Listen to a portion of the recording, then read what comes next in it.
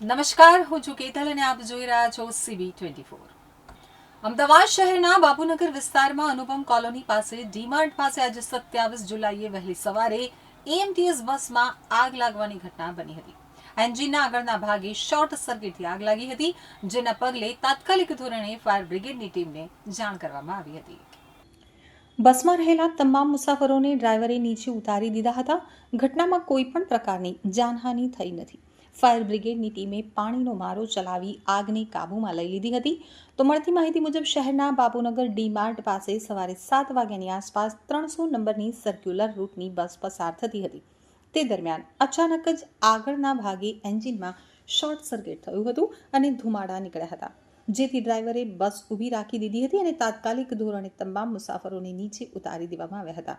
મુસાફરો અને ડ્રાઈવર સહિતના લોકો નીચે ઉતરી ગયા હતા. તો ડ્રાઈવર દ્વારા ફાયર બ્રિગેડની ટીમને જાણ કરવામાં આવતા તાત્કાલિક ધોરણે ફાયર બ્રિગેડની 2 ગાડીઓ સ્થળ ઉપર પહોંચી હતી. ફાયર બ્રિગેડની ટીમે તાત્કાલિક સ્થળ ઉપર પહોંચી પાણીનો મારો ચલાવી આગને કાબૂમાં લેવાની શરૂઆત કરી હતી. એન્જિનમાં બસના આગળના ભાગે આગ લાગેલી હતી, જેને ફાયર બ્રિગેડે બુઝાવી દીધી હતી. તો રોડ ઉપર બસમાં આગ લાગવાની ઘટના બનતા ટ્રાફિક પોલીસ પણ સ્થળ ઉપર પહોંચી હતી અને પોલીસે ટ્રાફિક જામની પરિસ્થિતિને અટકાવી હતી. આ ઘટનામાં કોઈ પણ પ્રકારની જાનહાનિ થઈ નથી.